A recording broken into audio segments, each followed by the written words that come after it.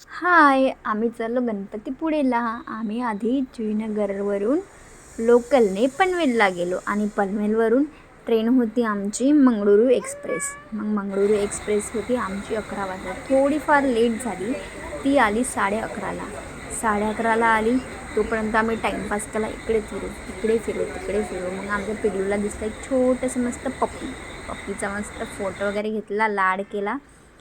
तोपर्यंत आमची ट्रेन आली. ट्रेनमध्ये बसलो आणि पोचला मी रत्नागिरी. खरंच खूप छान वाटत होतं रत्नागिरीला आल्यावर. मस्त वेलकम टू रत्नागिरी असं लिहिलं होतं. आणि आम्ही जेव्हा बाहेर गेलो तेव्हा मला कळालं की रत्नागिरी स्टेशनवरून बसस्टॉप जाणारी एक बस आहे, त्या बसने तुम्ही जाऊ शकता. त्या एका दादाला विचारलं होतं आम्ही. ती बस 5:30ला होती, पण ती बस भरपूर लेट आली. 6 वाजता आली. 6-6:30ला ती बस आली. मग त्या बसमध्ये गेलो आणि त्या बसची तिकीट जास्त नव्हती, फक्त 20 रुपये काहीतरी तिकीट होती त्या बसची, आणि लेडीजची तर अर्धीच तिकीट होती. मग आम्ही गेलो बसस्टॉपला गेल्यावर तिथून आम्ही थांबलो, अर्धा तास थांबलो असेल. मग आमची पाऊस खूप चालू होता. पाऊस म्हणजे इतका चालू होता की खूपच चालू होता. मग आम्ही थोडं तिथं पण टाईमपास केलो. मग आली गणपतीपुळेची बस. गणपतीपुळेच्या बसमध्ये बसलो आणि मस्त 70 रुपये काहीतरी तिकीट होती, लेडीजची अर्धी काहीतरी तिकीट होती. मस्त आम्ही गेलो. आमच्या ट्रेनपासूनचा तर मस्त गणपतीपुळेचा प्रवास जो होता बसचा, तो खूप छान होता, आरामदायक होता. आम्हाला काही त्रास नाही झाला. फक्त ना पाऊस पडत होता, तेवढंच होतं, बाकी काहीच नाही. रत्नागिरी स्टेशनवरून तुम्ही गणपतीपुळे बाय ऑटो पण जाऊ शकता, पण ऑटो खूप पैसे घेतात, म्हणजे 1000 रुपये घेतात. त्याच्यापेक्षा बस तर चालूच असते, म्हणजे बस एका तासाने चालू असते. म्हणून मी तुम्हाला बस रिकमेंडेड करते, बसने जा मस्त. आणि पहिली जी बस आहे ना रत्नागिरीपासूनची, ती पहिली बस पकडू नका, कारण की ती जी बस आहे ना ती डायरेक्ट भक्तनिवासला जात नाही. ती नाही, मध्येच कॉर्नरमध्ये उतरून देते त्या गावामध्ये, गणपतीपुळेच्या गावामध्ये. ते भक्तनिवास ते स्टॉप घेत नाही. म्हणजे तो जो आमचा रूट होता ना, तो रूट थोडासा म्हणजे वेगळा होता. तिथून आम्ही गेलो, त्याच्यामुळे आम्हाला त्यांनी म्हणजे भक्तनिवासला उतरून दिलं नाही. मग गेलो आम्ही. तिथं काही ऑटो पण नव्हता आणि ऑटोवाले थांबत पण नव्हते. भक्तिनिवासला गेल्यावर पावसाळा असल्यामुळे आम्हाला इझिली रूम भेटून गेली. तिथे जे लोक असतात ना त्यांचं 9-10 वाजता चेकआउट होतं आणि आपल्याला चेक इन करायला 11 तरी वाजतात, 10 किंवा 11 तरी वाजतात. आणि आम्हाला काही नाही, आम्ही 2 दिवसाचा स्टे केला ना, तर आम्हाला पर डेचे 400 रुपये पडले. 350 की 400 रुपये पडले, म्हणजे 2 दिवसाचे 800 रुपये म्हणजे पडले. तर ते परवडलं, कारण की बाहेर जर रिसॉर्टमध्ये किंवा हॉटेलमध्ये जातो म्हटलं तर तिथं आम्ही विचारून पाहिलं तर 3-3 हजार रुपये रेट होते. आणि ते बोलले की आता सीझन नाही म्हणून, पण जेव्हा सीझन असते ना म्हणजे, तर तेव्हा ते लोक 5-5 हजार रुपये त्याचं म्हणजे हे रेंट घेतात रूमचं एका दिवसाचं. मग त्याच्यापेक्षा तर हे खूप परवडणारं आहे भक्तिनिवास. मग आम्ही तिथं गेलो तर थोडा म्हणजे बराच वेळ होता, कारण की चेक इनसाठी ते 10 किंवा 11 वाजवतातच. आणि आम्ही तिथे पोचलो होतो साधारण 7-7:30ला आम्ही पोचलो होतो. मग एवढा वेळ काय करणार म्हटलं, थोडा टाईमपास केला.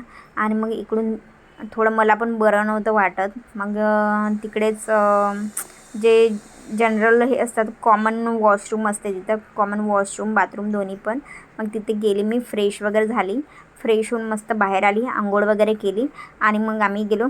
हसबंडने पण मस्त फ्रेश झाले, बाबू पण फ्रेश झाला. आणि मग आम्ही गेलो पोहा म्हणजे नाश्ता करायला.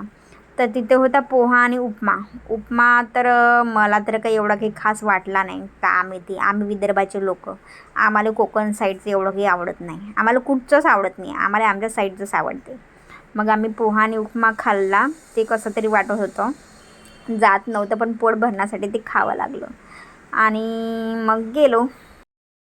नंतर मी थोडा व्हिडिओ वगैरे शूट केला, म्हणजे काय कुठं आहे, कसं आहे आणि हॉल कसा आहे. हॉलमध्ये बसायला मस्त बेंचेस आहे. बाहेरचं वातावरण खूप छान आहे, मस्त हिरवीगार झाडं, मस्त लोक असं स्टेअरकेसवर असे बसलेले होते. बाहेर मस्तपैकी असं वातावरण असं झालं होतं, मस्त आभाळ होतं. आणि हे वातावरण मला असं आवडते. आणि इथे खूप सगळे लोक येतात, स्टे करतात आणि मस्त थोडं म्हणजे दर्शन वगैरे करून झाल्यावर थोडं ते तिथला काही एरिया एक्सप्लोअर केल्यावर मस्त ते लोक गावी जातात. आणि हे बघा गाडी मोठी मस्त लोक आले होते फिरायला, आता चालले, त्यांचं चेकआउट झालं, आता ते चालले. आणि समोरचं मस्त म्हणजे सिनरी आहे, मस्त ग्रीन व्ह्यू आहे, मला खूप छान वाटलं हे. आणि खरंच वाटणारच, कारण की असं वाटते अशा ठिकाणी आलो मस्त कुठेतरी असं अशाच ठिकाणी जावं वाटते की म्हणजे जिथं मोबाईल नेटवर्क माझं इथं बिलकुल नव्हतं. जिओचं नेटवर्क इथं बिलकुल नाही आहे. इथं चालतं एअरटेल वोडाफोन चालत असेल मला माहीत नाही, पण एअरटेलचं इथं नेटवर्क आहे. जिओचं अजिबात इथे नेटवर्क नाही आहे. तर म्हणून माझं जेवढा दिवस मी तिकडे होती ना, माझा फोन बंद होता म्हणजे नाही कोणाचे कॉल येत होते, नाही मी कोणाला कॉल करत होते. तर त्याच्यामुळे बंदच होता. पण चांगलं आहे, आपण म्हणजे आनंद घेऊ शकतो मोबाईल न वापरता. फक्त मी व्हिडिओ शूट केला आणि बस झालं. आमचं मग 10 वाजता चेक इन झालं. रूम छान होती. वॉशरूम तर खरंच खूप छान होतं. तिथे मस्त कबोर्ड होतं कपडे वगैरे ठेवण्यासाठी, आपलं सामान ठेवण्यासाठी. मस्त एक बेड होता. बेड पण व्यवस्था चांगली केली होती त्यांनी. आणि वॉशरूम तर खरंच खूप क्लीन होतं. म्हणजे त्यांनी म्हणजे हायजेनिक ठेवलं. ती सगळे जे आहे ना ते सगळं मस्त हायजेनिक त्यांनी ठेवलं. आणि आमचा बाबू काय कबर्डला नुसतं लावू दे उघडू दे, लावू दे उघडू दे. मग मी त्याला लॉक करून ठेवलं कबर्डला लॉक करून ठेवलं. आमची काही रात्री झोप काही झाली नव्हती ट्रेनमध्ये. मग आम्ही थोडंसं रूममध्ये गेल्यावर फ्रेश झालो, मग झोपून घेतलं. आणि नंतर म्हटलं आराम केल्यावर मस्त गणपतीपुळे म्हणजे मस्त दर्शनाला जाऊ. मग दर्शनाला गेलो. समोरचं एक मस्त गेट आहे, त्या गेटवर थोडे फोटो हे ते काढले. मग मी व्हिडिओ काढला. नारळाची झाडं, आमच्या विदर्भामध्ये नारळाची झाडं पाहायला नाही मिळत. इकडं मस्त समुद्र होता, वर असं आकाश, मस्त थंडी थंडी हवा. मग आम्ही काय मंदिराच्या समोर खूप मोठी लाईन होती. मग त्या लाईनमध्ये जाण्यापेक्षा म्हटलं टाईम लागेल, म्हटलं बाबू चिडचिड करत होता. म्हटलं चला तोपर्यंत आपण बीचवर जाऊन पाहू. बीचवर गेलो आणि मस्त थोडंफार बाबूने मस्त म्हणजे थोडा एन्जॉय केला. तसा तर तो गॉगल तर बिलकुल घालत नाही, पण तिथं गॉगल त्याने घातला, थँक गॉड. आणि हा मी असा थोडासा असा व्हिडिओ घेतला होता समोरचा, मंदिरासमोरचा. आणि नंतर आम्ही गेलो थोडंसं तिथलं वगैरे फिरणं झाल्यावर मग आम्ही लाईनमध्ये लागल्यावर चिडचिड चालूच होती.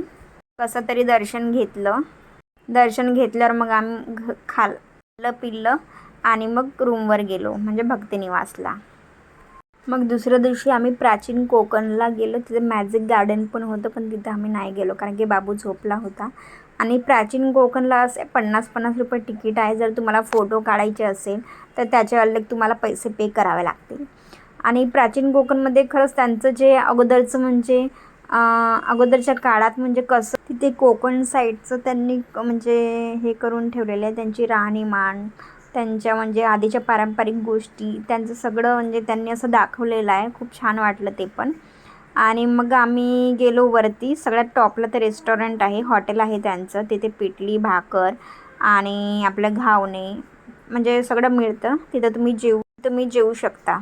आणि सगळ्यात वरती जाल ना तुम्ही, वरच्या टॉपला शेवटचं आहे शंखाचं म्युझियम. वेगवेगळे प्रकारचे शंख तिथे दिलेले आहे, ते पूर्ण माहिती देतात. बस इथे तर आम्ही एवढंच पाहिलं. मला जर व्हिडिओ आवडला असेल तर नक्की शेअर करा आणि चॅनलला सबस्क्राईब करा. थँक्यू.